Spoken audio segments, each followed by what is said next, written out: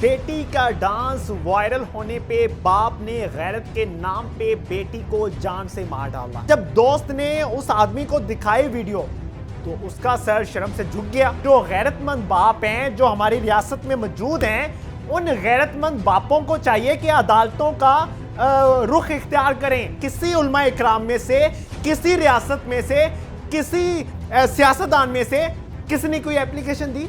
नहीं ना। तो फिर क्यों हमारी बहनों बेटियों को कत्ल किया जाए? जब पता है हमारा दीन इजाजत नहीं देता तो हमारे जजेस सो रहे हैं, हमारी रियासत सो रही है। अस्सलाम वालेकुम, मैं हूं फैसल खान सूरिया। आप देख रहे हैं मेरा यूट्यूब और फेसबुक पेज। नाज़रीन, अगर आप में से किसी ने चैनल को सब्सक्राइब नहीं किया तो चैनल को लाजमी सब्सक्राइब कर लीजिए। आज बहुत अहम खबर आपके साथ शेयर करने के लिए हाजिर हुआ हूं। बेटी का डांस वायरल होने पे बाप ने गैरत के नाम पे बेटी को जान से मार डाला। क्या मुकम्मल वाक्य है, मुकम्मल तफसील आपको बताता हूं, जरूर मुकम्मल वीडियो देखिएगा।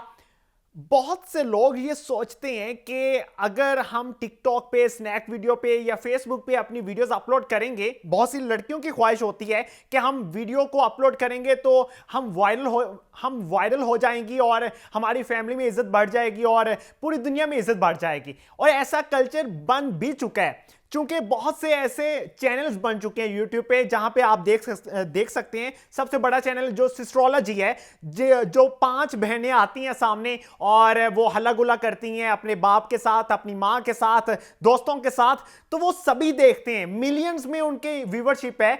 तो हर लड़की की ख्वाहिश ये बन चुकी है कि हम डांस करें या व्लॉगिंग करें और कुछ ऐसा कंटेंट बनाएं कि किसी तरह से हम वायरल हो जाएं। चूंकि हमारा कल्चर नहीं था कि कोई लड़की, हमारी इज्जतदार घराने की लड़की डांस करे या भंगड़ा डाले या लड़कों के साथ पार्टीज करे या सिगरेट पिए, लेकिन उस कल्चर को इतना चेंज कर दिया गया है कि अब हर लड़की की ख्वाहिश बन चुकी है कि हम डांस करके वायरल हो जाएं। चंद दिन पहले जिस तरह से मानो वायरल हुई थी, छोटे से स्टेप किए उसने और वायरल होगी चंद दिनों में। अब इस लड़की की वीडियो जैसे ही बाप के सामने आई, उसने देखा कि मेरी बेटी की वीडियो है। बाप के सामने किस तरह से आई ये बताता हूं।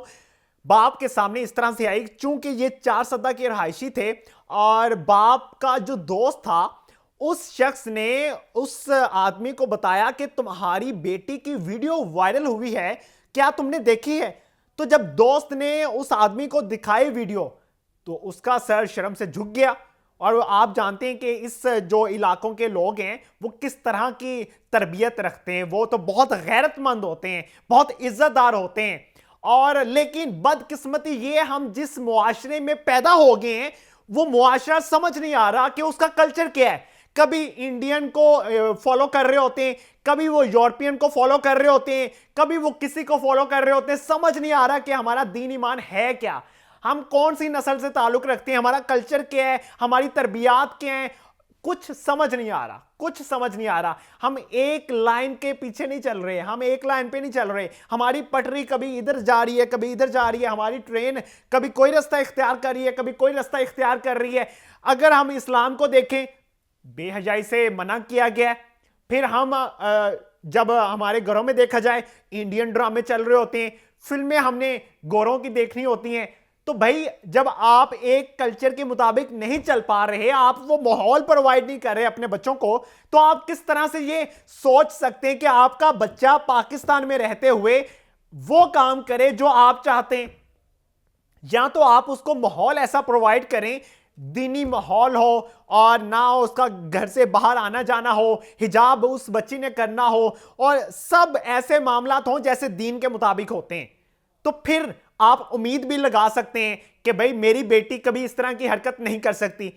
जब कल्चर आपको पता ही नहीं है कि मखसूस है क्या चीज, हमारे लिए क्या अहमियत के हामिल है, तो फिर आप कैसे अपनी बहनों बेटियों को इस तरह से कत्ल कर सकते हैं? और मुझे हैरानगी होती है कि अब YouTube का जमाना है, फेसबुक का जमाना है। फेसबुक को जब स्क्रॉल करो बेहयाई की चीजें सामने आ रही होती हैं। YouTube को जब स्क्रॉल करो गंदे थंबनेल सामने आ रहे होते हैं और गंदी वीडियो सामने आ रही होती हैं। सब कुछ सरेआम हो रहा है। भाई, इस तरह के बाप, जो गैरतमंद बाप हैं जो हमारी रियासत में मौजूद हैं, उन गैरतमंद बापों को चाहिए कि अदालतों का रुख इख्तियार करें और अदालतों को बताएं कि भाई हमारे पाकिस्तान का, हमारे मुल्क इस्लामी जमहूरिया पाकिस्तान का कल्चर खराब किया जा रहा है। टिकटॉक क्यों पाकिस्तान में चालू की जाती है अगर पता है कि बेहयाई फैलाई जाती है? अगर पता है कि फेसबुक पे बेहयाई फैलाई जाती है तो क्यों फेसबुक पाकिस्तान में? जब पता है कि हमारा कल्चर नहीं इजाजत देता, जब पता है हमारा दीन इजाजत नहीं देता, तो हमारे जजेस सो रहे हैं, हमारी रियासत सो रही है। इस तरह के वाकया, चंद दिन पहले एक वाकया पेश आया कि भाई वो गैरत के नाम पे बेटी को कत्ल कर दिया कराची में, और सिंध हाई कोर्ट में कत्ल हुआ है।